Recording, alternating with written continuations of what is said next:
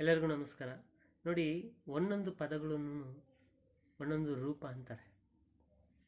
ದೇವರೇ ತಗೊಳ್ಳಿ, ದೇವರಂದರೆ ತುಂಬ ರೂಪ.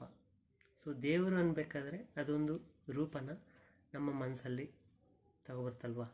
ಅದೇ ಥರ ನಗು ಅಂದರೆ ನಗು ಯಾವ ಥರ ಇರುತ್ತೆ, ಕೋಪ ಅಂದರೆ ಯಾವ ಥರ ಇರುತ್ತೆ, ಚಿಂತೆ ಅಂದರೆ ಯಾವ ಥರ ಇರುತ್ತೆ, ಇದೆಲ್ಲ ಪದಗಳು.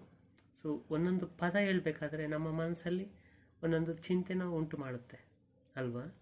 ಸೊ ಪದಗಳಿಗೆ ತುಂಬ ಶಕ್ತಿ ಇದೆ.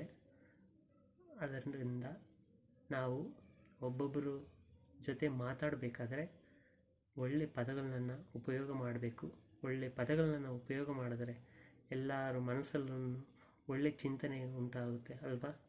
ಯಾವುದೊಂದು ಕೆಟ್ಟದು ಚಿಂತೆ ಬರೋದಿಲ್ಲ, ಎಲ್ಲರೂ ಸಂತೋಷವಾಗಿರುತ್ತೆ. ಅದನ್ನೇ ಫಾಲೋ ಮಾಡಿ. ಧನ್ಯವಾದಗಳು.